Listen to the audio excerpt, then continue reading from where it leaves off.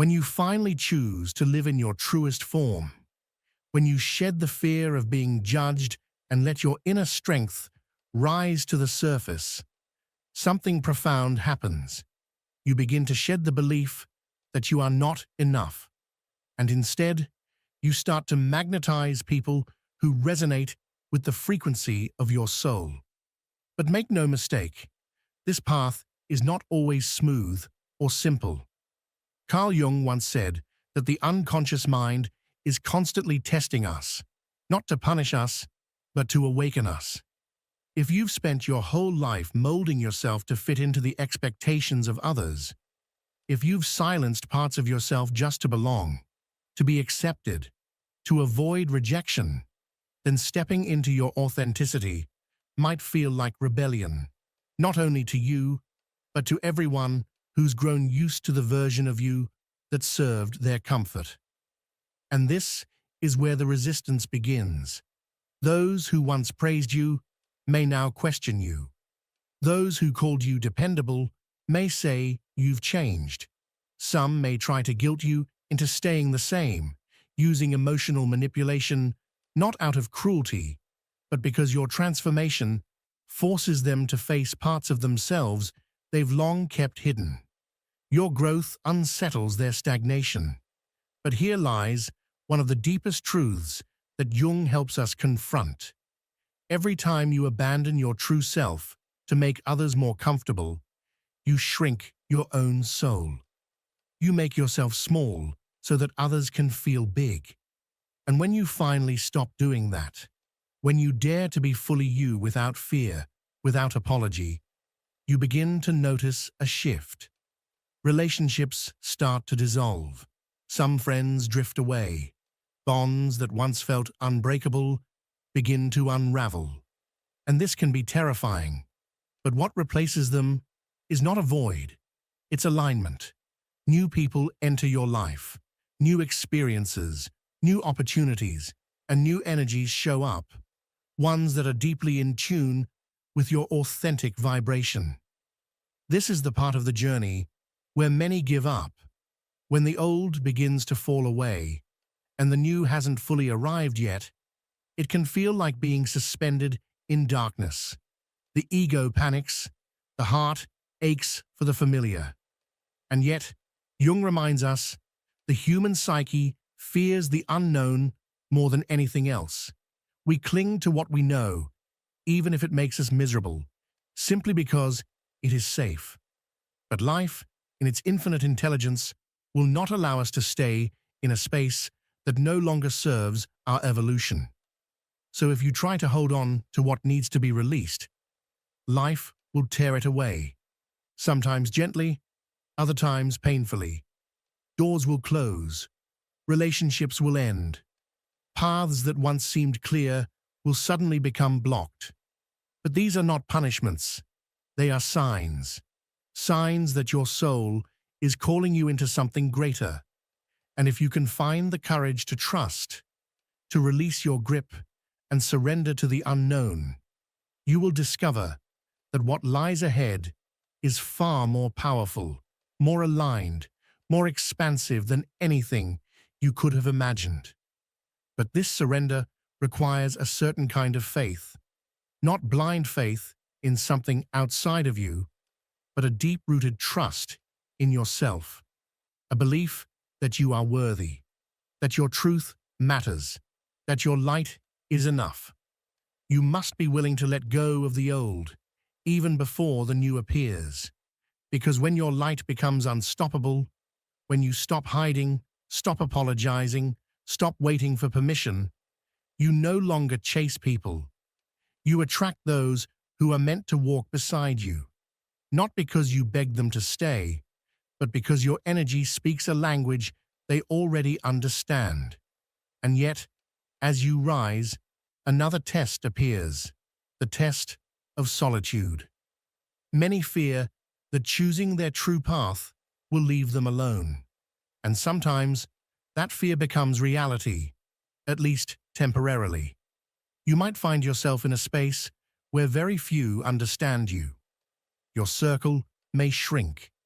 The conversations that once filled your time might now feel empty, and this loneliness can feel like abandonment. But Jung teaches us that solitude is not a curse. It's a sacred rite of passage.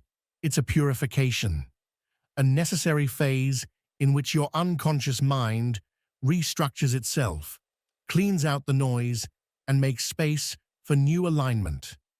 If your life has been cluttered with shallow relationships or connections that drained you, you must first make room before the right ones can arrive. This stage is a crucible. Will you press forward despite the discomfort? Or will you turn back just to avoid being alone? Those who have endured this initiation know what waits on the other side.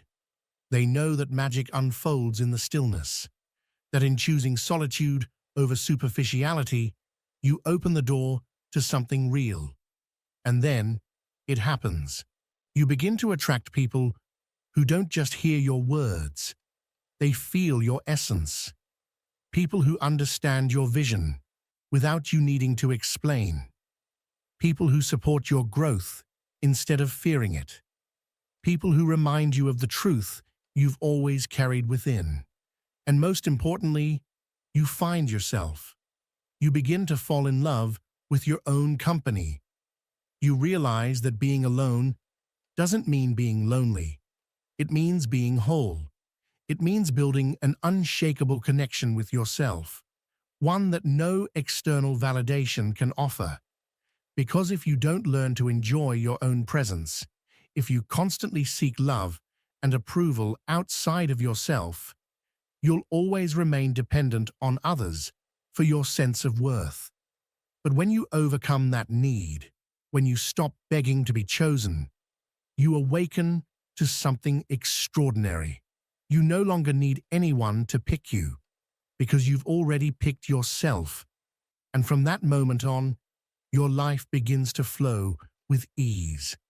The right people arrive, not because you're searching for them, but because your light has become so radiant that it naturally draws those who are ready to honor it. When you choose yourself, fully, deeply, unapologetically, everything changes. Your relationships evolve, your energy expands, and the way you walk through life is no longer dictated by fear, but by truth. That is the power of authenticity. That is the path of awakening. You no longer chase approval like it's the air you breathe. You no longer feel the urge to fit in spaces where you're barely seen, where your worth is overlooked, or where your soul feels out of place. You're no longer begging for love that drains you. You've come to prefer what resonates with your truth, with the energy you carry. Carl Jung believed that the universe begins to organize itself, almost miraculously, when we are in harmony with our unconscious mind. You stop swimming against the current, and for the first time, you begin to flow with life, not as a victim of it, but as a conscious co-creator. And when you align yourself like this, strange things start to happen. Not strange in a supernatural sense, but in a deeply synchronistic way. Unexpected opportunities begin to appear on your path. People who carry a similar frequency to yours start to enter your life without resistance. Doors you once thought were sealed shut start to open, not because you forced them, but because your internal frequency shifted. This is not magic in the fantastical sense. It's the natural consequence of having cleared your inner space from everything that wasn't in tune with your true self. But don't misunderstand this alignment for perfection. It doesn't mean that life stops challenging you. It doesn't mean you'll no longer be tested. Challenges still arise, but now you're equipped with a level of clarity that prevents you from being consumed by them. You no longer feel lost inside the chaos. When your inner light becomes stronger, you instinctively stop engaging in toxic relationships. You no longer participate in emotional manipulation. You stop exhausting yourself trying to prove your worth to those who can't see it. Because now you deeply understand that your worth was never meant to be measured by others, but by the relationship you have with yourself. One of the greatest lessons on this path is learning to say no. Society has trained us to be agreeable, to avoid confrontation, to silence ourselves in the name of peace. We've been taught that being liked is more important than being real. But every time you say yes to something that doesn't resonate with your soul, you're actually saying no to yourself. Every time you tolerate a situation that drains your energy, you're signaling to your unconscious that your well-being isn't important, that your truth can be sacrificed. Setting boundaries is one of the most powerful acts of self-respect. It isn't selfishness. It isn't arrogance. It is self-love in its most honest form. When you start to define those invisible lines, you begin to attract people who respect them. And the ones who were only in your life because they benefited from your lack of boundaries, they fade away. Not because you push them out, but because they no longer have access to the version of you they could once manipulate. They can no longer feed on your energy without reciprocation. And this is where true transformation begins. Because when you learn to protect your energy, when you stop investing in one-sided connections, when you value peace over the need for approval, something shifts within you. You become magnetic. You no longer chase anything, because what is meant for you comes. It finds its way to you without you having to break yourself into pieces for it. But to reach this state, you have to be willing to let go. Let go of people who aren't ready to honor your authenticity. Let go of patterns of self-sabotage you've outgrown. Let go of the compulsive need to control every outcome. Letting go is terrifying. It means trusting. Trusting that the empty space left behind won't stay empty forever. Trusting that something better is on its way, even when you can't yet see it. Trusting that the universe has a bigger plan for you, even when your mind screams for certainty. Carl Jung once said that the unconscious always knows what is best for us, but our conscious mind often gets in the way. We doubt. We overanalyze. We resist change out of fear. We try to cling to what's familiar, even when it's hurting us. But true peace, deep, lasting peace, comes when you stop resisting what is and start flowing with what wants to become. When you align with your truth, the things that used to weigh you down no longer have the same power. You stop reliving the past because you understand it had a purpose. It shaped your evolution. You stop fearing the future because you feel guided by something wiser than your own plans. And perhaps most importantly, you stop looking for happiness outside yourself. Because somewhere along the way, you discover that the wholeness you were chasing was never out there. It's always been within you. This is the truth Carl Jung wanted us to grasp with clarity and courage. Life isn't about becoming someone new or striving to become a different version of yourself to meet external expectations. It's about remembering who you truly are beneath all the conditioning, roles, and personas you've worn over the years. It's not about fitting into someone else's mold or identity. It's about shaping your life based on your own truth, the one that has always existed within you, waiting patiently to be acknowledged. When you finally stop pretending and start allowing your essence to emerge, when you no longer resist who you've always been destined to be, life begins to respond in miraculous ways. It stops being a battlefield and begins to feel like a dance. Not because the external world has changed, but because you've changed your relationship with yourself. You've stopped fighting your shadow and started embracing it. You've stopped rejecting the parts of you that you thought were unworthy and started seeing them as integral pieces of your wholeness. In this state, there is no more need to struggle for love, approval, or recognition. You no longer chase attention, validation, or a sense of belonging. You simply are, present, whole, and grounded. And from this state of being, the right people, experiences, and opportunities begin to flow into your life with a kind of effortlessness that feels like grace.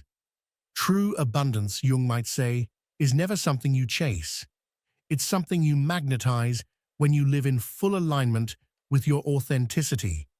And once you reach this state of authenticity, you start to see something you couldn't see before. Something subtle, yet profound. The people who come into your life are no longer arriving out of need, desperation, or unconscious desire. They're not trying to fill a void within themselves using your energy. They don't see you as a solution to their emptiness. They come because something in you resonates deeply with something in them. They value who you are, not what you can give. They see your light because their own light recognizes it. Carl Jung called this path individuation, the process of becoming the most authentic, integrated, and whole version of yourself. It's not about perfection, nor about reaching some ideal image of who you think you should be. It's about embracing all aspects of yourself, especially the ones you've buried, denied, or labeled as flaws. The parts that once made you feel broken become the very parts that make you powerful. It's through this process of integration that you tap into your true strength.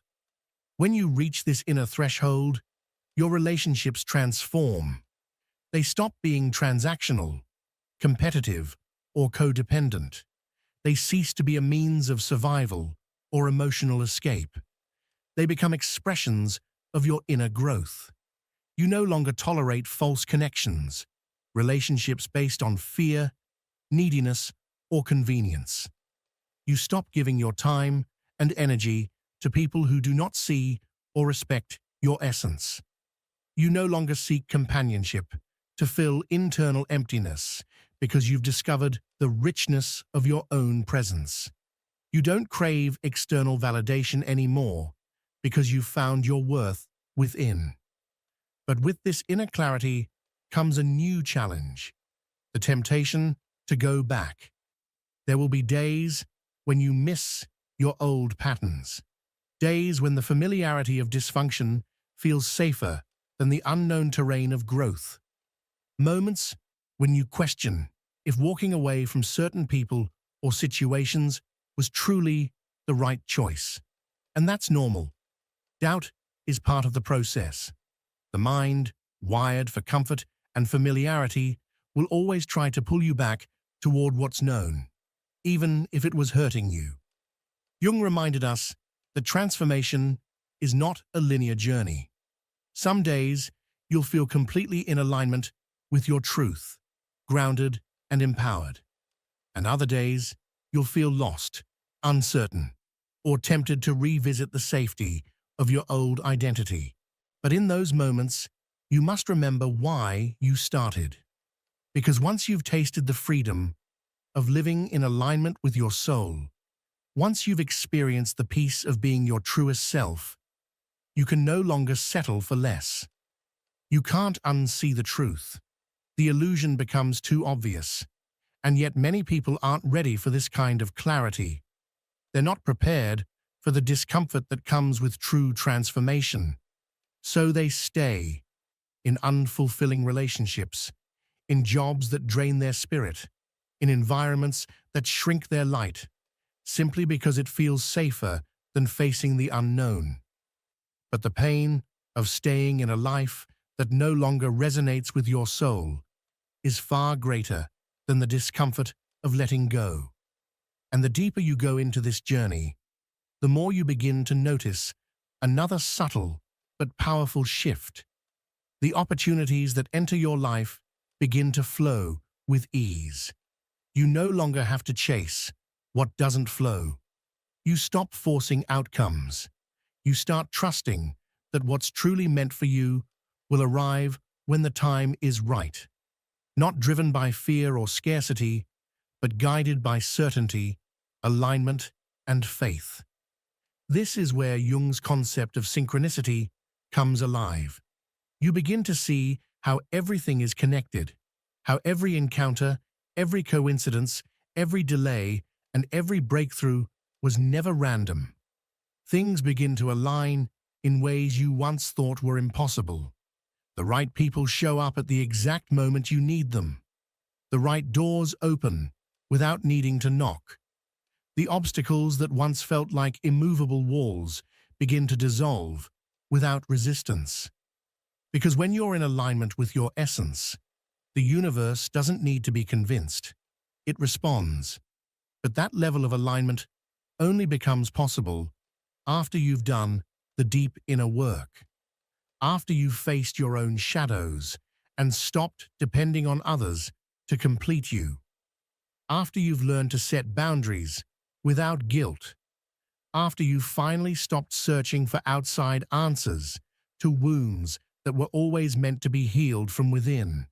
And here is where most people struggle. They want the rewards without the inner transformation. They want to attract the right people without releasing those who are draining them. They want to discover their purpose without confronting their pain. They want expansion without shedding old identities. But transformation doesn't work that way. To truly awaken, to truly live from the deepest core of who you are, you must be willing to let go of everything that no longer resonates. You must be willing to disappoint others if it means being true to yourself. You must be brave enough to stand alone before you're ready to stand with others who align with your truth. And in the end, that's what Jung was guiding us toward. Not a perfect life, not a painless path, but a life of meaning, truth, and inner freedom. A life where you no longer betray yourself to please others. A life where your outer world becomes a reflection of your inner integrity. And from that space, everything changes. Not because the world is different, but because you are. And this is exactly where most people stumble. They dream of transformation. They yearn for something greater. They speak of healing, of abundance, of love, of peace. But when it comes time to do the work, they retreat, because wanting the outcome without embracing the process is a form of self-deception. People want to attract the right relationships while still holding on to toxic connections that drain their soul. They want clarity and purpose, but avoid looking into the mirror of their own shadow. They speak of peace, but remain emotionally attached to the chaos they once called home. Chaos that has become familiar, even comforting, in its dysfunction.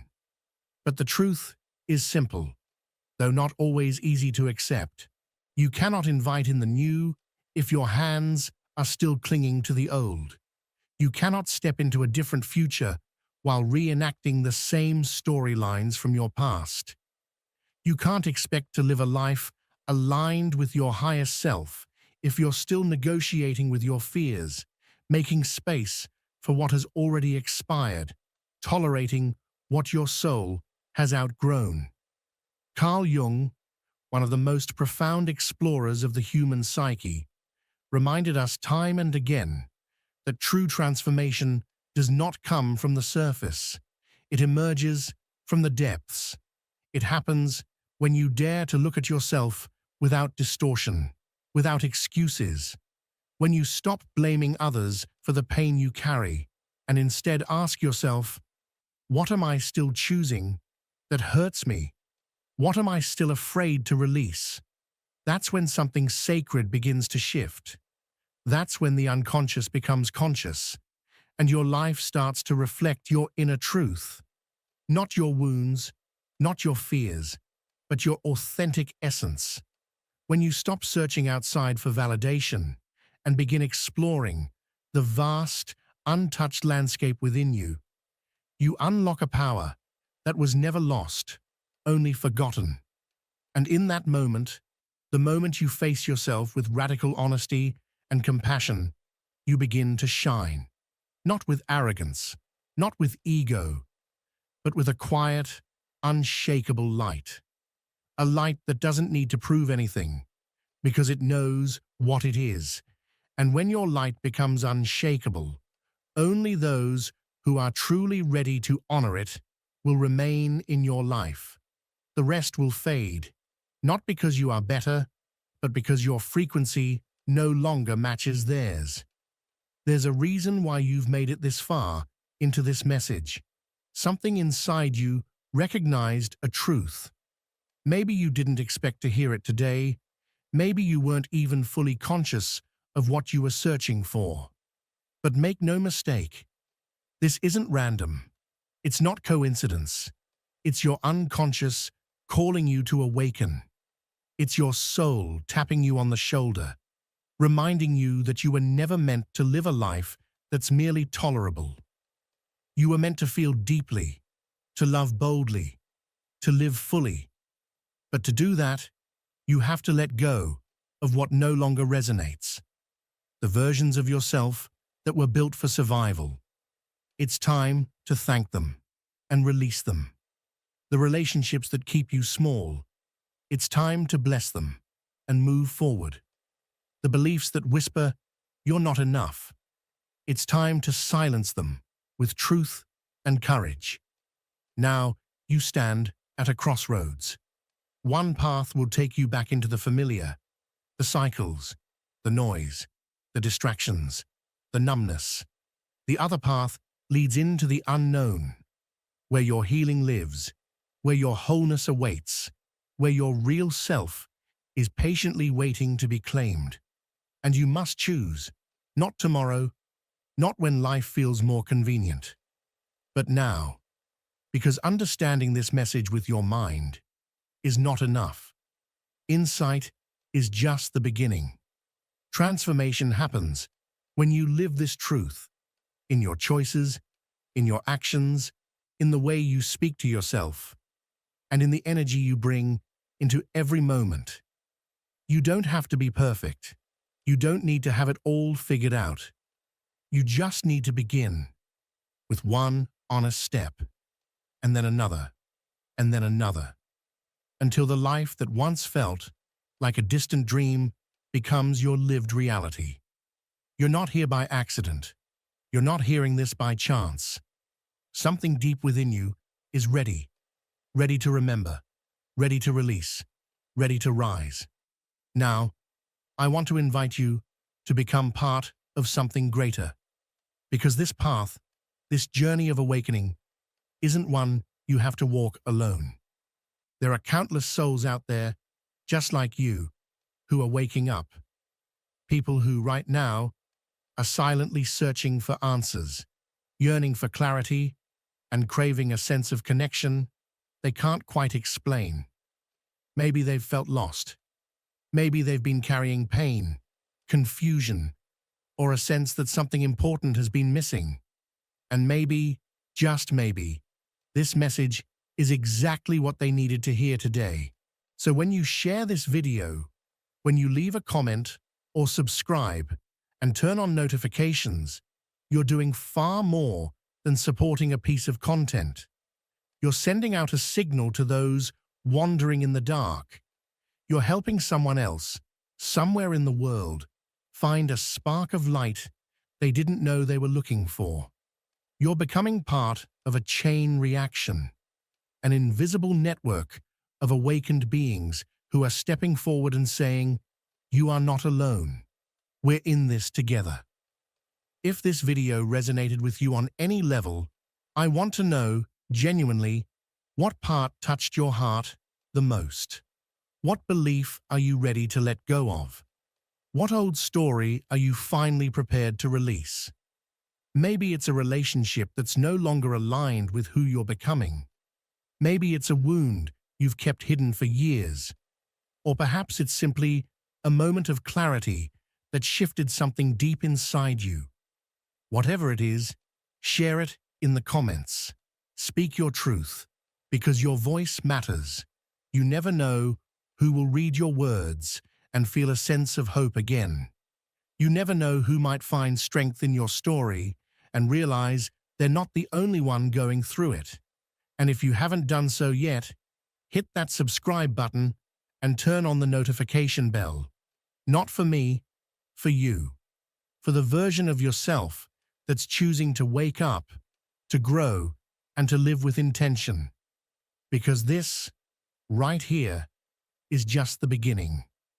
Together, we're going to continue diving deep into the mysteries of the unconscious mind, uncovering the symbolic language of the soul, and revealing the hidden patterns that shape our reality. We'll explore the shadows and the light, the fears and the breakthroughs, the inner child and the higher self, because all of it is part of the journey back home to who you really are. You were never meant to dim your light just to make others comfortable.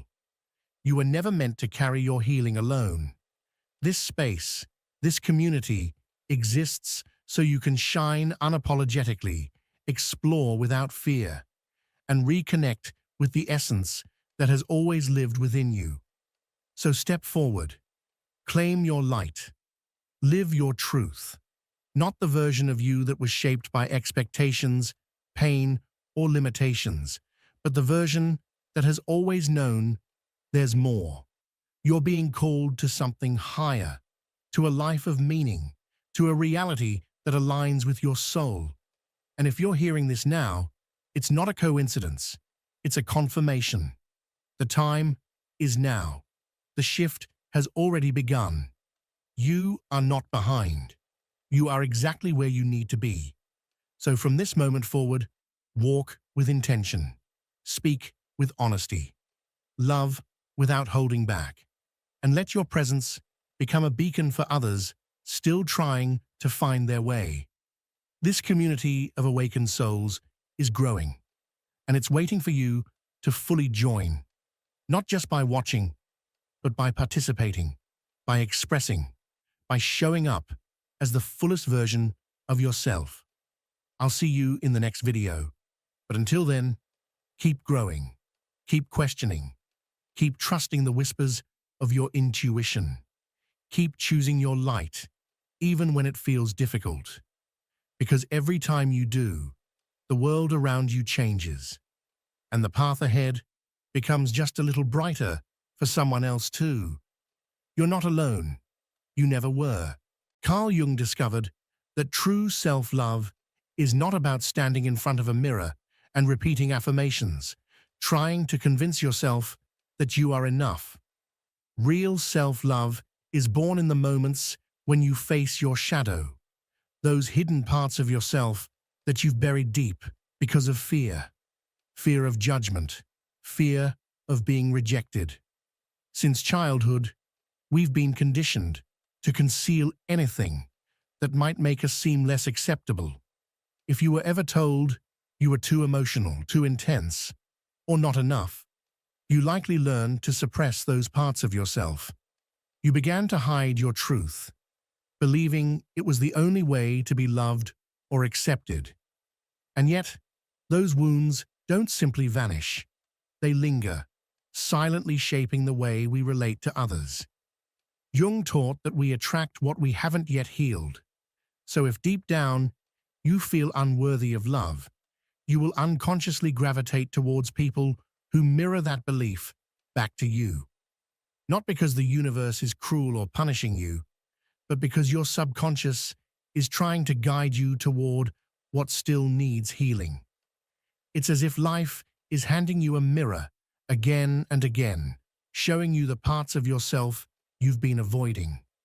That's why so many people find themselves trapped in repetitive cycles, going from one relationship to the next, always hoping for something new, only to end up in the same place, with the same pain, wearing a different face.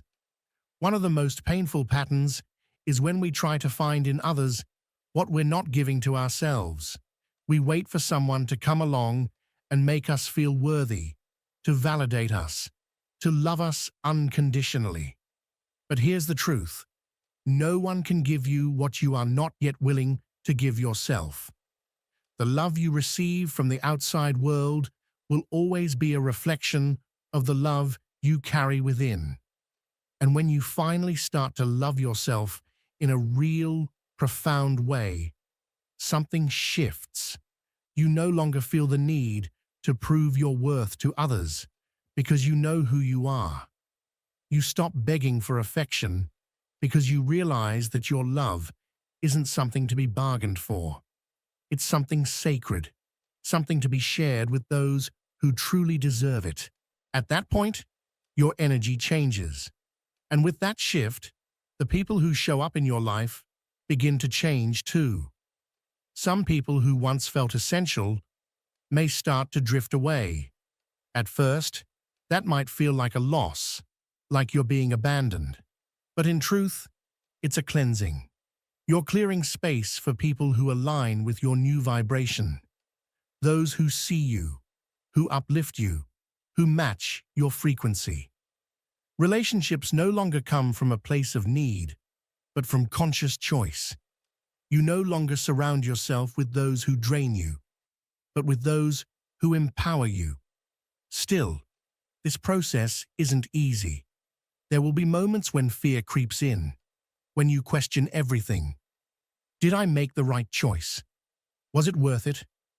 And then there's the silence, the loneliness that arrives like a test.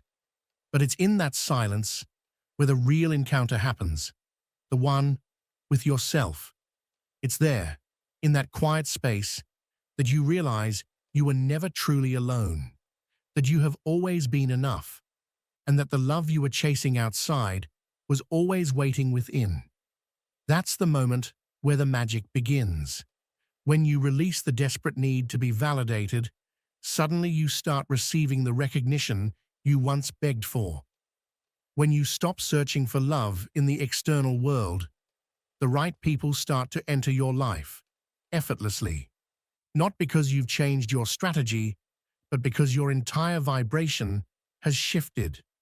Because when you truly love yourself, only those who are worthy of your light will find their way to you. The relationships we attract are never random.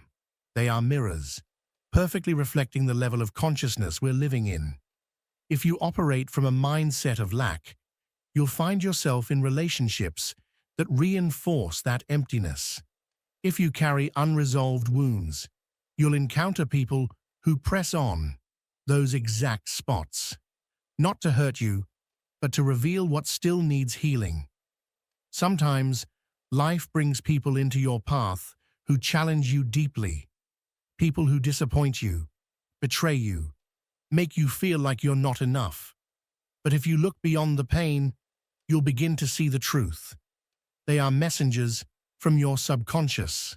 They are mirrors, reflecting back what you've been unwilling to see within yourself. It's easy to blame them, to point out their flaws, to get stuck in the role of the victim. But Jung would say that true learning doesn't come from books, lectures, or even advice. It happens when you stop and ask yourself, what is this experience trying to teach me about myself? That's where transformation begins, inside of you. Every person who enters your life is there for a reason. Some come to teach you a lesson. Others come to challenge your limits, to push you to grow. Some arrive to support you, to uplift and inspire you. And some show up simply to reflect what you've outgrown, what you no longer need. When you begin to understand this, something inside of you shifts. You stop clinging. You stop forcing things to last when they're meant to end. You stop holding on to people who are only meant to be chapters, not your whole story. You realize that not every relationship is meant to stay forever, but every single one leaves a mark. Every interaction shapes your process of individuation. That journey Carl Jung described as becoming your most authentic self. One of the most common mistakes we make is thinking that love is about finding someone who completes us. But real love, mature love, isn't about filling a void. It's about sharing fullness. It's not about needing someone to make you whole. It's about walking together, side by side, each already whole. That's the difference between relationships that drain you and those that nourish you. In one, you feel like you have to constantly give, to sacrifice parts of yourself just to be loved. In the other, you are simply allowed to be. No effort, no struggle, just presence and connection. If you've ever felt emotionally exhausted in a relationship, if you felt like you were always the one giving more, always trying harder, always carrying the emotional weight, then it's time to pause and reflect. Ask yourself, what part of me is allowing this dynamic? Because the truth is, no one can make you feel inferior without your permission. No one can walk all over you unless you first ignore your own boundaries and dismiss the red flags. The problem is, we often stay in relationships that are not good for us, not because we don't know the truth, but because we're afraid. Afraid of being alone. Afraid we won't find anything better. Afraid of failing. But the real question we must ask ourselves is this: are we choosing from love or from fear? Because when you begin to choose from self-love, everything changes. You no longer accept emotional crumbs. You stop trying to convince someone to value you. You stop settling for less than you know you deserve. You finally understand that your energy is sacred, that your light is not meant to be dimmed by those who don't know how to appreciate it. And that's when something extraordinary happens. Jung called it synchronicity. Those moments when life starts to align in magical, almost impossible ways. Just when you let go of what isn't aligned with your soul, the universe begins to send you people, situations, and opportunities that are. And it's not luck, it's not magic, it's simply the result of your frequency changing. It's as if the universe was waiting for you to realize your own worth before delivering what had always been meant for you. But to reach that point, you must go through a deep transformation. You have to face your shadows, the parts of yourself you've been avoiding. You have to confront your deepest fears, those unconscious patterns that have kept you stuck in painful cycles. And this is never easy, because healing means releasing control. It means trusting that what you're letting go of was never meant for you, and that what is truly yours will come without force. This is where many people stumble. They try to let go, but with fear still in their hearts. They say goodbye to someone, but secretly hope that person returns. They claim they're choosing themselves, but deep down, they're still waiting to be chosen by someone else. And here's the truth. The universe doesn't respond to what you say. It responds to what you feel, to what you truly believe, deep inside. So when you truly love yourself, when you decide to prioritize your inner peace, your worth, your energy, everything starts to shift. You no longer settle for half-hearted love. You stop participating in toxic dynamics that leave you feeling empty. Because now you know, love is not about sacrifice, it's about sharing. Real love doesn't shrink you, it expands you. And the right person will never need to be convinced of your value. They'll see it from the very first moment. And when you reach that level of self-love, you stop waiting to be chosen. You choose yourself. And from that moment on, only those who are truly worthy of your light will be able to enter your life. Jung's concept of individuation isn't just a journey into self-awareness. It's a complete rebirth, a profound transformation that redefines your entire reality. On that path, self-love is not a luxury. It's not something you practice once in a while. It's a necessity, because only when you embrace every part of yourself, including the broken, the rejected, and the hidden, can you attract relationships that reflect your true worth. It's easy to say, "I love myself," when everything is going well, when your confidence isn't being tested, when there are no storms shaking your foundation. But real self-love is tested in the chaos. It's tested when someone walks away, when a relationship ends, when you are alone with your thoughts and your fears. That's when the truth comes out. Many people collapse under the weight of rejection. They internalize it as proof that they're not enough. They cling to what's no longer theirs simply because they're afraid of the unknown. But what if the unknown isn't something to fear? What if it's the space where your true destiny begins? What Jung taught us is something truly profound. The shadow is not our enemy. It's a teacher. It is the reflection of all that remains unhealed within us. It is the doorway to deeper transformation. If you've ever wondered why you keep attracting the same kinds of people, the same toxic dynamics, and the same painful problems over and over again, the answer isn't outside of you. It's not a coincidence. It's your unconscious, begging to be heard. It's showing you the same pattern again and again, not to punish you, but to wake you up, to bring it into your awareness so you can finally break it. Because when you refuse to see the lesson, life will repeat it for you. It might change the scenery, it might change the people involved, but the script will remain the same. Until you decide to wake up. Until you realize it's not about blaming others, it's about looking within. Self-love isn't just about setting boundaries or walking away from those who don't value you. It's also about asking yourself, why did I ever believe I deserved less than I'm truly worth? Why did I allow the world to convince me that I was not enough? To love yourself is to go back to the root of those wounds, to face them with courage, and to make the choice that they will no longer define you. And that is not easy. This process is uncomfortable. It will challenge you because it requires you to stop seeking validation from the outside world and instead start giving to yourself what you've always longed to receive from others.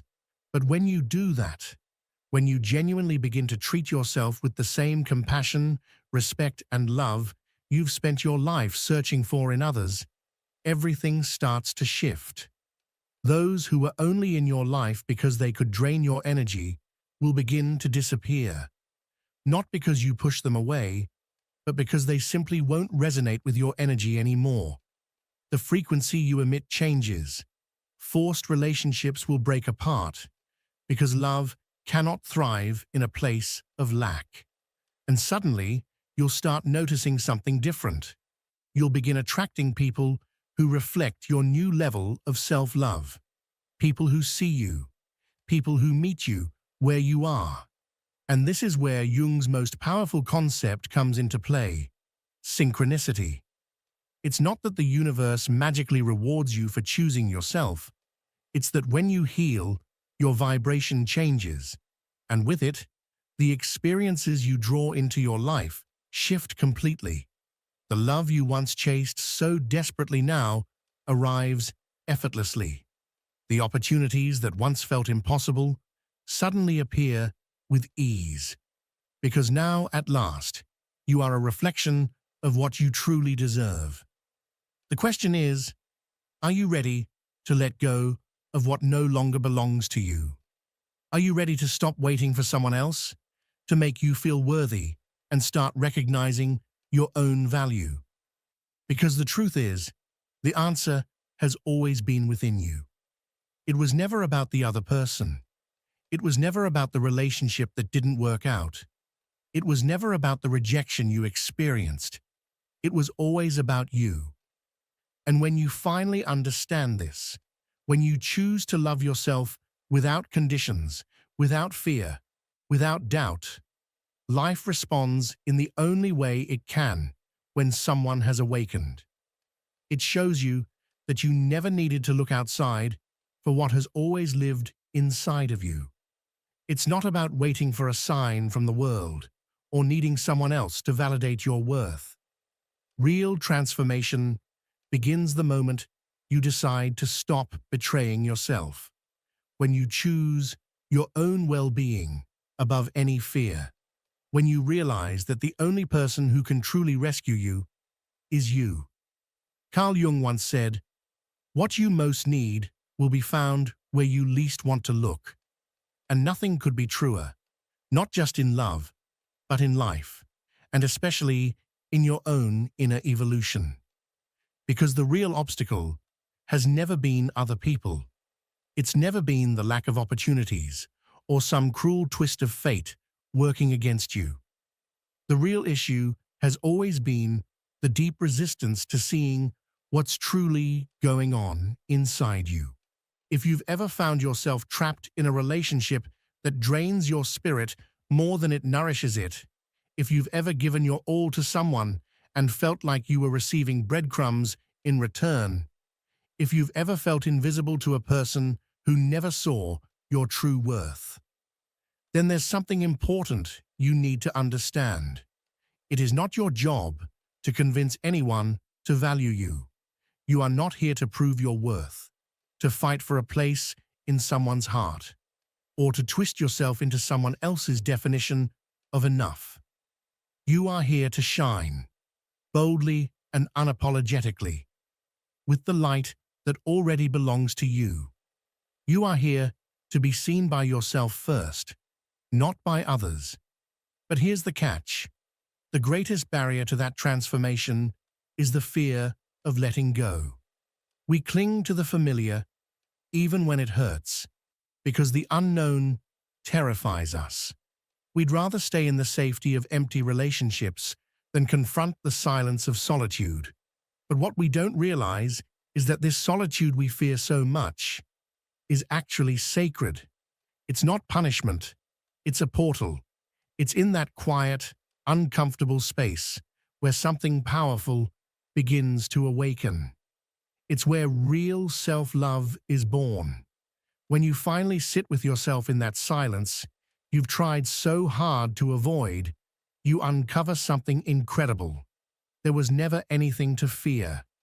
The peace you've been desperately searching for in other people was always within you. And once you arrive at that realization, something shifts.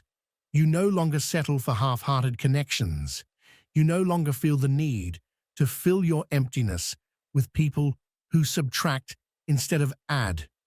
Because now, the love you give comes from fullness, not from lack. And that's when life begins to respond to you differently. When you truly love yourself, you stop chasing. You stop fighting for a seat at tables where you're not welcomed. What's meant for you arrives effortlessly, not because you begged for it, but because you became aligned with it. Relationships stop being about fear, fear of being alone, fear of not being enough, and start being about joy, about sharing, not surviving. You're no longer tangled in games of control or manipulation.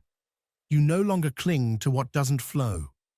People who once felt indispensable suddenly seem irrelevant, not because you stopped loving them, but because you've grown. You've evolved beyond that chapter of your life. You now understand that endings don't always mean failure. Sometimes they are the very blessings your soul has been asking for. There is a profound difference between wanting something and being ready to receive it. You might crave a healthy relationship, but if deep down you still believe you're unworthy of it, it will never arrive. You might long for deep, unconditional love, But if your wounds remain unhealed, you'll sabotage it the moment it knocks at your door. Because life doesn't give you what you want. It gives you what you're prepared to hold. So, if you've ever asked yourself, why does nothing change? Why do I keep finding myself in the same painful patterns? The answer is simple, but powerful. There's still something within you that needs to evolve. Not because the universe is punishing you, but because it's lovingly trying to show you what you've been avoiding. And the day you finally decide to let go, to release what no longer resonates with your essence, to choose peace over fear, that's the day everything will begin to transform. Because the love you seek, the wholeness you crave, the life you dream of, they've been there all along. They've just been waiting for you to believe you deserve them. Life isn't about chasing after what you think you lack. It's about becoming the version of yourself who naturally attracts all that is meant for you. But if you keep holding on to what hurts, if you insist on keeping relationships that drain your spirit, you're sending a message to the universe, whether consciously or not, that you don't believe you're worthy of more. And that's the tricky part. This message is rarely verbal. It's not what you say. It's what you do. It's the silent scream in your choices. Every time you stay in a place where your soul is dying. Every time you offer love to someone who hasn't earned it. Every time you betray yourself in the name of loyalty or hope. You reinforce a belief that you can't have better, that you don't deserve better. But here's the most empowering truth of all. You may not be able to control how others behave, but you can choose what you allow into your life. You can decide what gets your energy, your light, your time. You have the power to choose what you hold on to and what you finally let go. And in that choice lies your freedom. In that moment of clarity, when you no longer chase, no longer beg, no longer settle, you begin to rise. You become magnetic, not because you're seeking love, but because you've become love. You stop running toward happiness, because now happiness runs toward you. The journey back to yourself isn't always easy, but it is worth it, because in finding yourself, you stop needing anything else to complete you. You realize you were never broken, only buried under layers of fear, expectation, and pain. And once you remember who you are, truly and deeply, you will never again forget your worth. You will never again give your light to those who cannot see it. And the life you've always dreamed of will finally become the life you live. Jung once said that destiny isn't something written in the stars. It's something we shape, moment by moment, through the decisions we make. And when it comes to love, this couldn't be more true. If you keep attracting the same kind of people, if you find yourself trapped in the same cycles over and over again, it's not bad luck. It's not some kind of curse. It's simply your unconscious mind projecting itself into your experiences. Nothing on the outside will truly change until something within you does. The truth is, the right people don't arrive when you desperately need them to. They come when you've learned how to be okay on your own. When you've become someone who doesn't need to be saved. When you stop begging for love or validation. Because you've realized that true abundance doesn't come from having endless romantic options, but from the knowing that you don't need anyone else to feel whole. When you reach this level of self-awareness, when you finally understand your worth at a deep, unshakable level, everything begins to align. The unnecessary drama fades away. The people who were only around for convenience or ego slowly disappear. And the opportunities that once felt unreachable suddenly come to you effortlessly. Not because the world changed, but because you did. Energy doesn't lie. You can say you love yourself, but if you continue to tolerate what doesn't serve you, the universe will respond to that contradiction. You might say you're looking for a healthy relationship, but if you keep accepting half love, that's exactly what you'll keep receiving. Because the outer world will always mirror your inner world. That's why so many people feel like love is a constant battle. They feel they have to fight to be seen. They end up in relationships where they give more than they receive. But that's not coincidence. It's a pattern. And patterns don't break by themselves. They break when you make them conscious and choose differently. Everything shifts the moment you stop begging for love. The moment you realize your energy is sacred, and not just anyone deserves access to it. That's the moment your life begins to transform. When you truly love yourself, you don't need to prove anything. You don't chase. You don't cling. You don't try to convince anyone of your worth. You simply are. And when you stand confidently in your own light, without fear, only those who are ready to meet you in your truth will stay. And here's the thing. When you align with your truth, everything that doesn't resonate with it starts to fall apart. At first, it might feel like chaos, like you're losing too much, like life is taking more than it's giving. But Jung taught us that chaos is a necessary part of transformation. Before something new can be born, the old must die. This is where most people resist. They try to hold on to things that no longer belong in their lives, because the mind fears emptiness. It fears the unknown. It fears letting go without knowing what will come next. But the truth is, only when you let go without fear, only when you release what no longer serves you, does space open up for something new, something better, something aligned. Love isn't a war. It's not a test. It's not a prize you earn by proving your worth. Real love just is. If you have to force something to work, if you constantly feel the need to earn someone's attention or affection, that's not love. That's fear. That's attachment. And it's not sustainable. The relationships that are meant to stay in your life, they flow. They don't create anxiety. They don't make you doubt yourself. They don't keep you on an emotional roller coaster. If you find yourself constantly needing to prove your value, you need to stop and ask yourself a powerful question. Am I choosing this from love or from fear, from need? So many people confuse love with dependence. They stay in places where they are unhappy, simply because their fear of being alone is greater than their desire to be free. But here's the paradox. Freedom is the foundation of real love. Only those who are free to choose, without fear, without lack, without unresolved wounds, can experience love in its purest form.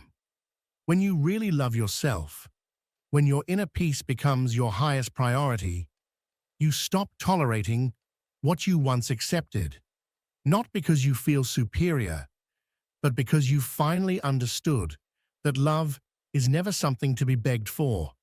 It's not to be earned. It's not something to chase. Love is felt. Love is lived. Love is given freely and received effortlessly. And that's when life starts to surprise you. When you stop settling for less. When you stop looking outside for something that has always lived inside you. The universe responds the only way it can to someone who has awakened, by realigning your reality to match your new vibration. The right people begin to appear, not because they didn't exist before, but because now you're finally able to recognize them.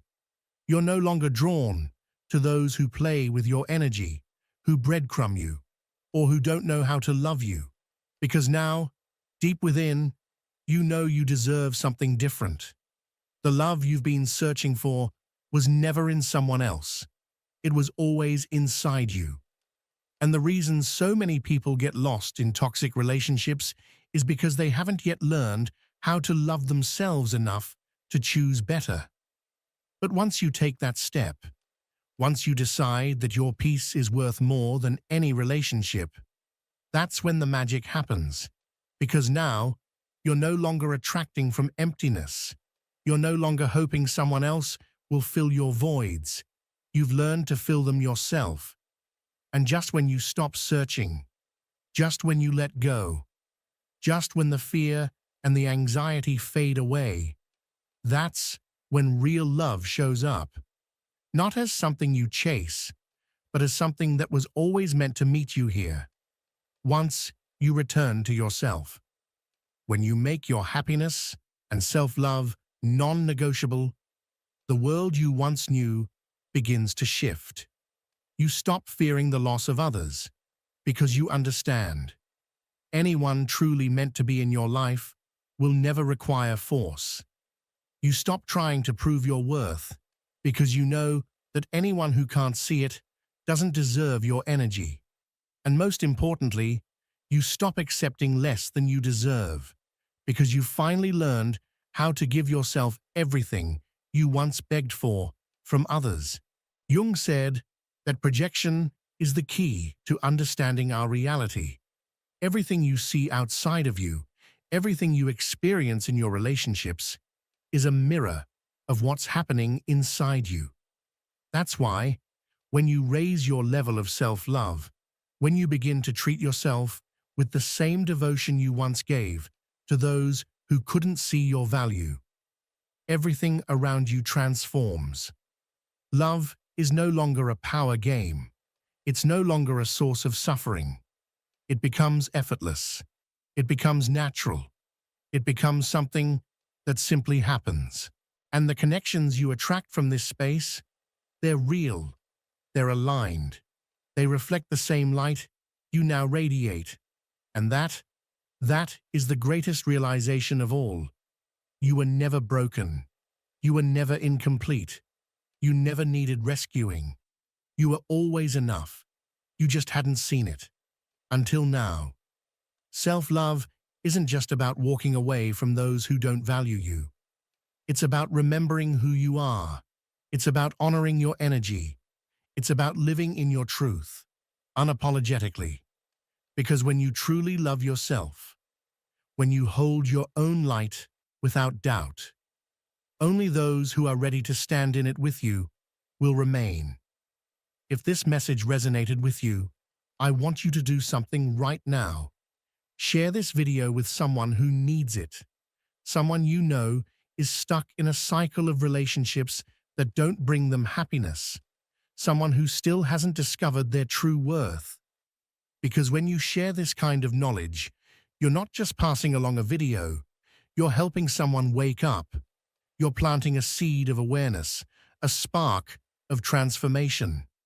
Leave me a comment down below. I truly want to know, what part of this message spoke to your heart? What decision are you ready to make today to change your life?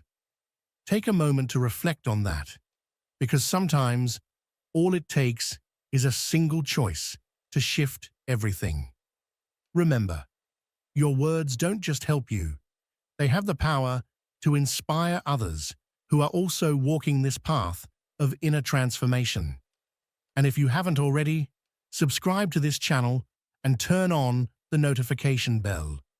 Here, we talk about what truly matters, about the things that transform, that awaken your soul, and that bring you back to yourself.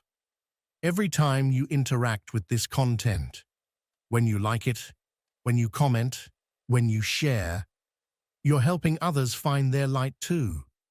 You're part of a movement that's bigger than yourself. You're helping build a community based on growth, truth, and authenticity. Real change always starts within. The life you dream of? It's closer than you think, but you have to dare to take that first step. And that first step begins now. I'll see you in the next video. Have you ever found yourself haunted by a memory that refuses to let go? One of those moments that seem trivial on the outside, but that in your inner world feel catastrophic.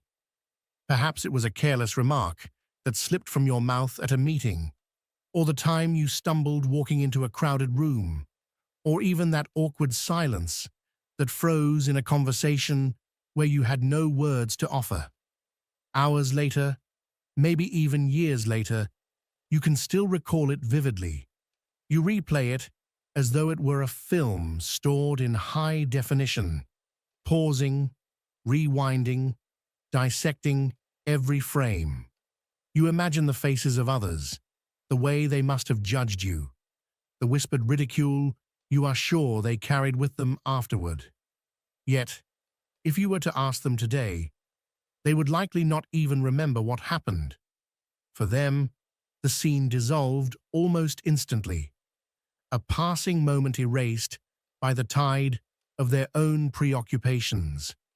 This discrepancy between the burning memory inside you and the indifference outside you is not a random accident of perception. It reveals a profound truth about the nature of human consciousness, a truth that Carl Jung, with his penetrating understanding of the psyche, saw with unsettling clarity. We walk through life convinced that others are watching, measuring, cataloging our every move. It is what could be called the illusion of the spotlight, a deep-rooted conviction that a hidden light follows us, exposing our flaws to an audience that never misses a detail. But the truth Jung uncovered is that the spotlight does not exist. The supposed audience is a fiction. For generations, human beings have lived as if their identity were the centerpiece of everyone else's attention, as if they were the protagonist in every other person's story. This belief is so ingrained that it feels almost impossible to challenge. From the moment we wake up, we unconsciously prepare ourselves for a performance. The clothes we choose are not only for comfort, but for the impression they may create. The tone of our voice, the angle of a photograph we post, even the words we dare or do not dare to speak, all are measured against an imagined observer. Without realizing it, we spend much of our lives rehearsing for an audience that rarely, if ever, looks up from its own script. This phenomenon could be described as relational narcissism, not in the grandiose sense of thinking we are more important than others, but in the subtler, pervasive sense of assuming that we occupy a permanent place in the minds of others. It is a subtle prison. Watch yourself closely for just a single week, and you will see how many of your actions are motivated by the silent question, "What will they think of me?"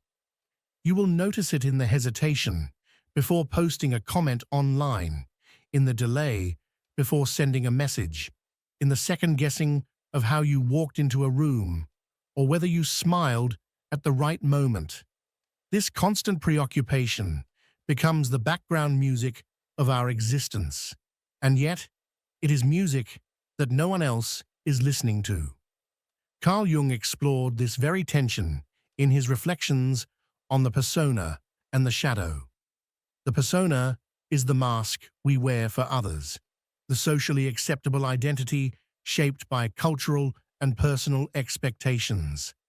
Over time, we confuse this mask with who we truly are.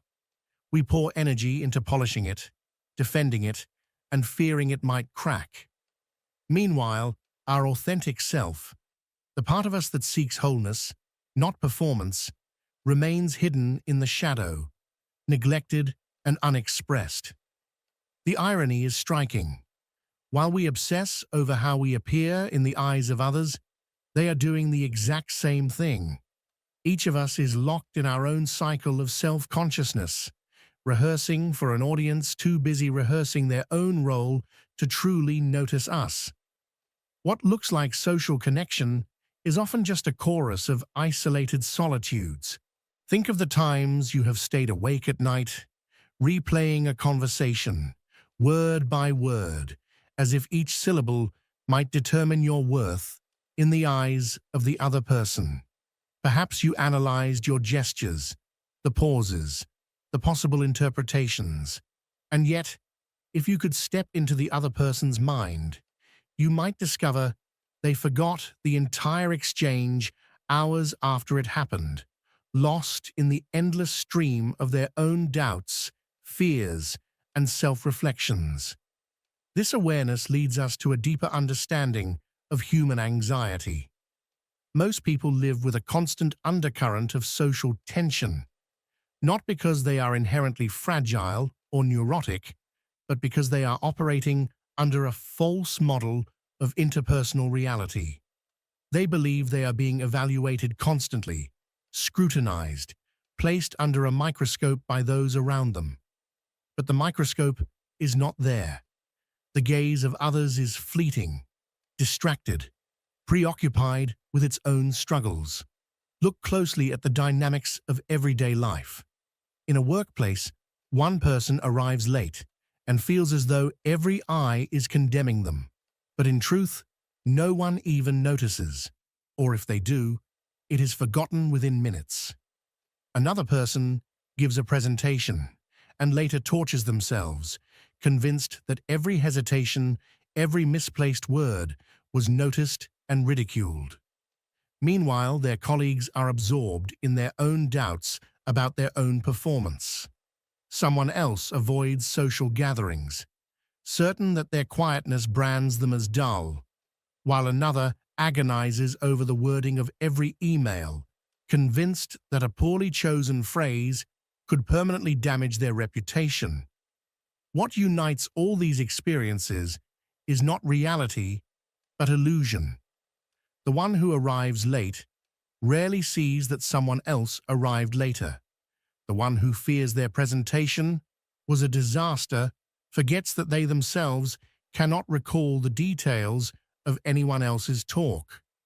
The one who avoids social contact is not labeled boring, but simply fades into the background because others are too busy with their own self-presentation. And the one who edits every email endlessly fails to see that no one has the time or attention to scrutinize it with the same intensity. Each person is too caught in the mirror of their own anxieties to focus meaningfully on the imperfections of others. This is where Jung's insight becomes liberating. If the audience is not watching, if the spotlight is an illusion, then what remains is the possibility of authenticity. To realize that no one is paying the attention we imagined is to glimpse a kind of freedom. It means we can risk being ourselves without the burden of constant performance. It means the chains of imagined judgment can begin to loosen, allowing us to live not for the reflection in the eyes of others, but for the truth that emerges from within. And perhaps in that space, we discover the most paradoxical lesson of all. The less we act to impress others, the more genuine our connections become. It is a stage of silent anxieties, a theater in which each individual actor convinces themselves that all eyes are fixed on their every movement, when in truth, each performer is inwardly preoccupied with remembering their own lines, calculating their own gestures, and maintaining the fragile balance of their presence. We believe there is an audience scrutinizing us with unforgiving attention, when in reality, that supposed audience is nothing more than a collection of equally nervous actors, each one drowning in the same inner distractions, each one struggling to hold together their own fragile role. This illusion, already powerful in ordinary social interaction, has grown monstrous in the age of social media. We have created vast platforms where the purpose is not communication, but the sustenance of an illusion. The illusion that our existence is a spectacle eagerly awaited by others. We upload a photograph of our breakfast as though it were a cultural milestone. We write down casual thoughts as though they carried the weight of revelation. We display the smallest detail of our day as though the world were waiting to be entertained by it. The more carefully we shape these fragments, the more dependent we become on the fragile currency of validation. We edit our photographs, polish our words, and select only those fragments that portray us in a flattering light. We create narratives that make our lives appear more harmonious, more purposeful, more enviable than they truly are. But this polished surface comes at a cost. When the likes do not arrive, when the recognition is less than expected, anguish and doubt grow within us. We forget that others, at the very same time, are engaged in constructing their own edited realities. Each person is too absorbed in sustaining their personal illusion to be truly captivated by ours. And here lies the first crack in this theater of self-deception. If you pause and observe your own behavior, you will realize something unsettling. How do you truly engage with the posts of others? You glance at them for a second or two, maybe you press the like button automatically, and then your attention rushes forward to the next piece of content. Rarely do you linger. Rarely do you reflect deeply on the lives of those you observe. Your attention is fragmented, shallow, and perpetually restless. If this is how you consume the lives of others, why do you assume their gaze upon you is any different? Think of all the times you carried shame or embarrassment for something you said or did, convinced others would never forget it, only to discover weeks later that no one remembered at all. The root of this distortion lies in what Carl Jung identified as the fundamental asymmetry of inner experience. You have total access to the intricacies of your own mind, your thoughts, your insecurities, your hopes, your contradictions. You live inside a constant stream of inner dialogue, experiencing every subtle rise and fall of your emotions. This gives you the sense of being a uniquely complex, multidimensional being. But when you turn to others, you cannot see this hidden interior. You perceive only their external behavior, their gestures, their words, their surface expressions. Their rich inner struggles are invisible to you. This creates a profound distortion. In your eyes, others appear simpler, more predictable, less layered than yourself. You imagine them as flat characters, while you see yourself as the protagonist of a vast and complicated drama.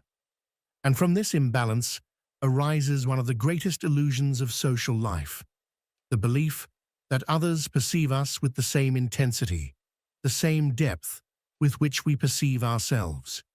In reality, we vastly overestimate how much space we occupy in the thoughts of others. The truth is disconcerting at first. For most people around you, even those close to you, you are not the central figure of their inner world. You are not at the core of their consciousness. You appear and disappear in the periphery, a flicker of presence that may or may not linger, depending on the moment. This realization can feel like a wound. After all, much of our sense of worth rests on the conviction that we matter profoundly to others. To recognize that, in the inner universes of most people, we are largely irrelevant, can feel like a dismissal of our very humanity. But Carl Jung invites us to look deeper. Irrelevance is not a verdict of our value. It is a description of the nature of consciousness. Each person is inevitably absorbed in their own reality, not because they are selfish, but because the very structure of human perception demands it. Consciousness, by its design, is self-centered. It can only flow through one vantage point at a time. This truth is not condemnation. It is liberation. When you genuinely internalize this, something extraordinary begins to unfold. The realization that people are not watching you in the way you feared opens an entirely new possibility. It means you no longer need to orbit endlessly around the imagined judgments of others. You can return to the center of your own gravity. Imagine the transformation this could create in your life.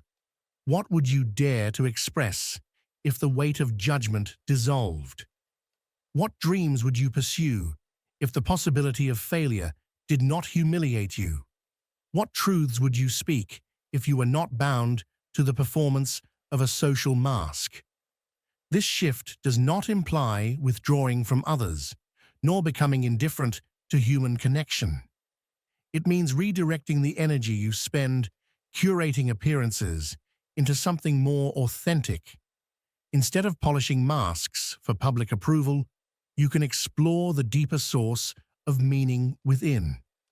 Jung described this as the process of loosening the chains of the persona, the social mask we wear to satisfy expectations, in order to encounter the self, the inner core of wholeness and freedom.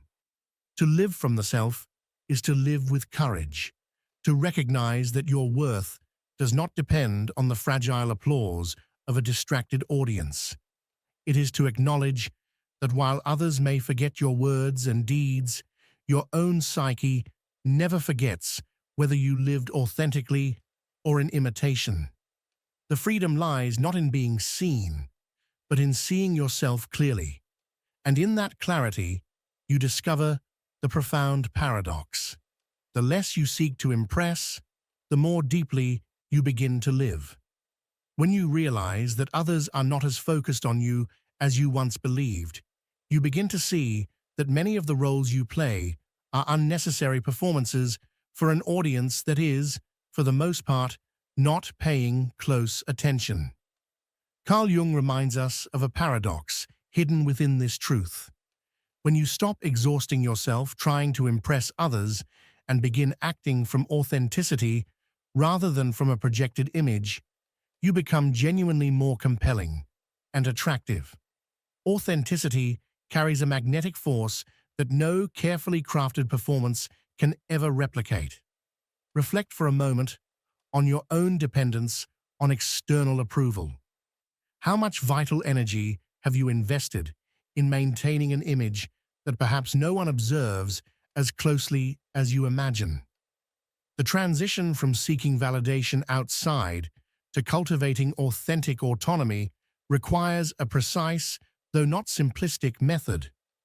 It is not about becoming indifferent to others, but about recalibrating the weight their opinions hold in your decision-making. The first step is what we might call a motivation audit. For 1 week, before any meaningful decision, ask yourself, am I choosing this because I truly desire it, or because I hope others will approve? This practice unveils the surprising frequency with which our choices are driven by imagined audiences. The second step is to reevaluate your social fears. When you feel anxiety in a social situation, examine the exact nature of that fear.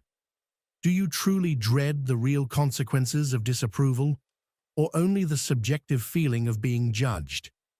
In most cases, you will discover that the fear is disproportionate to the actual impact the situation might have on your life.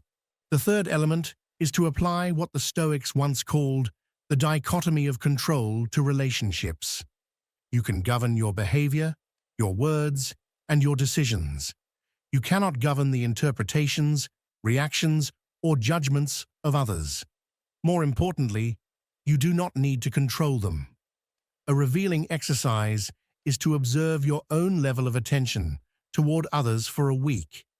Notice how superficially you process most social interactions, how quickly your mind returns to your own concerns after meeting someone. When someone shares a personal story, do you truly listen with full attention, or is part of your mind already preparing what you will say next? When you notice a couple arguing in a restaurant, do you deeply analyze their dynamic, Or do you simply register the scene before returning to your own conversation? This observation provides a realistic measure of how much genuine attention you can expect from others. If your own attention is limited and easily interrupted by your inner world, why expect others to grant you more sustained focus than you are capable of offering yourself? The mathematics of human attention is merciless. We possess finite cognitive resources, and most of them are naturally directed toward our inner universe of worries, plans, memories, and anticipations. The most transformative practice, however, is learning to discover your own inner center of approval. When this insight truly integrates within you, you undergo what could be called an existential reconfiguration. The center of gravity of your identity shifts from external validation to internal coherence. This is not an overnight change, but a gradual transformation of your fundamental orientation toward life.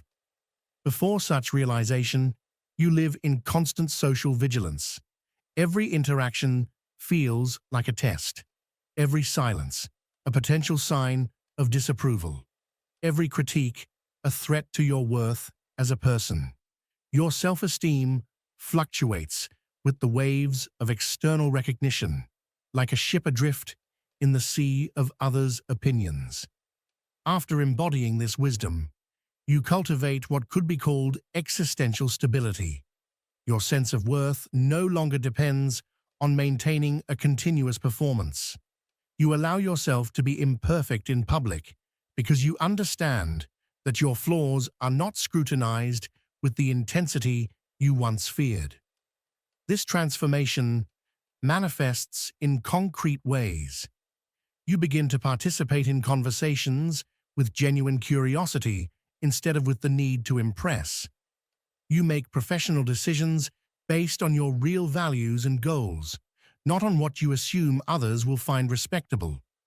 You develop deeper relationships, no longer wasting energy maintaining a facade. The beautiful irony is that when you stop trying so hard to please everyone, you naturally attract those who resonate with your authenticity.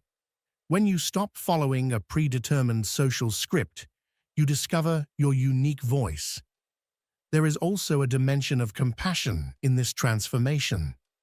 When you realize that others are absorbed in their own inner dramas, just as you were in yours, you cultivate a deeper understanding of the universal human condition. The criticism of others becomes less personal, because you understand it often reflects their own insecurities rather than an objective judgment of you. Imagine waking up tomorrow completely free of the need to impress anyone. Which aspects of your life would immediately change? This journey leads us to a conclusion Carl Jung would emphasize. Authentic freedom does not arise from attachment, but from the recognition of our fundamental aloneness. When you accept that no one cares for you in the exact way you once imagined, you do not become less human. You become more profoundly human. This realization does not negate the importance of relationships, but rather places them within a more realistic and paradoxically more loving perspective. When you stop expecting others to constantly provide you with validation, something profound begins to shift within you. You no longer approach relationships from a place of deficiency, of hunger, of silently asking for recognition, but instead from a place of inner wholeness. This change is not simply psychological. It touches the very core of your existence. When you finally recognize that others, just like you, are caught in their own labyrinth of fears, doubts, and hidden struggles, you stop demanding that they carry the weight of affirming your worth. Instead, you begin to meet them with genuine understanding, with compassion, with the kind of clarity that emerges when you no longer see people as providers of what you lack, but as companions on the same human journey. That simplicity, born of insight, is nothing less than liberating. You begin to notice how much unnecessary effort you had been investing in playing roles, adapting to different masks, and bending your truth to fit different audiences. Suddenly, the need to perform disappears. You are no longer enslaved to the exhausting game of predicting how people might perceive you, or to the endless task of trying to control their reactions. The deep fear of being judged, which once dictated so many of your choices, starts to dissolve. And in its place, a new way of existing opens before you, a way that feels paradoxically more solitary and yet infinitely more connected. More solitary because you finally realize that each of us lives enclosed within the unique universe of our own consciousness, and no one can ever fully enter the depth of another's experience. But more connected, because it is precisely this recognition of solitude that forms the seed of true empathy. Only when you acknowledge that every other human being is also alone in their inner world can you meet them with a compassion that is real, not staged. This is the paradox. We are islands, yet we are bound together by the ocean of our shared solitude. To live with this understanding requires an uncommon courage. It takes bravery to abandon the comfort of relying on the approval of others, to step outside of the protective shell of external validation. It requires discipline to construct an inner compass, to cultivate values and standards of success that are authentically your own and not borrowed from society. But the reward for this effort is priceless. It is the rarest form of freedom, the freedom to live as yourself, without apology, in a world that is constantly trying to reshape you into something convenient, predictable, or profitable. Carl Jung taught us that individuation, the process of becoming who you truly are, is the destiny of every human being. But to walk that path, you must be willing to put aside the psychological crutches of constant validation. You must accept the terrifying truth that freedom means full responsibility. It means claiming authorship of your existence without being able to hide behind excuses or the judgments of others. This is why true freedom frightens so many. It feels dangerous, and yet it is the only freedom worth seeking, because it is the only one that belongs entirely to you.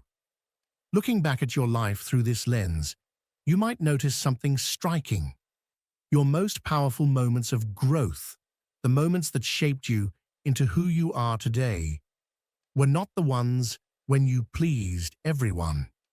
They were the moments when you acted without asking for permission, when you dared to be different, when you were willing to face misunderstanding, criticism, or even rejection in order to remain true to a deeper calling within you. Those moments were not comfortable, but they were transformative. And here lies a beautiful truth. When you release yourself from the prison of living for others' expectations, you not only free yourself, you free them too. By no longer demanding their constant approval, you remove the invisible weight you had placed on their shoulders. You allow them to meet you in authenticity, not in rehearsed roles or shallow performances. This kind of freedom ripples outward. It becomes a silent invitation for others to also step into their own truth. This is the quiet revolution that Jung envisioned. A revolution not based on changing governments or rewriting laws, but on transforming the way we relate to ourselves, to others, and to life itself. It is an inner revolution that begins with the humbling realization that people are not thinking about us nearly as much as we once believed. And in that recognition lies the doorway to liberation. Because if the imagined gaze of others is not constantly upon us, then we are finally free to live as we are. So I invite you to reflect on this. How much of your life has been shaped by the invisible pursuit of validation? And how much more of your life could expand if you allowed yourself to release that pursuit? Jung's wisdom challenges us to take this step, not as an abstract idea, but as a daily practice. Every time you choose authenticity over approval, every time you listen to your inner voice over the noise of external demands, you strengthen the foundation of your freedom. If these reflections resonated with you, I encourage you to share your thoughts in the comments. Perhaps there was a specific insight that struck you deeply, something you recognize in your own journey. Your voice matters here, because together we create a community of people committed to exploring life at its deepest levels. And if you know someone who is struggling with the weight of external expectations, consider sharing this with them. It may offer them the same release it offered you. Finally, if you want to continue exploring these ideas, rooted in philosophy and psychology, but applied to the everyday struggles of being human, I invite you to subscribe to the channel and activate the notification bell. Your support allows this space to exist, a space where Jung's insights can be honored, explored, and lived in practice. And remember this: the moment you stop living for the approval of others is the moment you truly begin to live for yourself.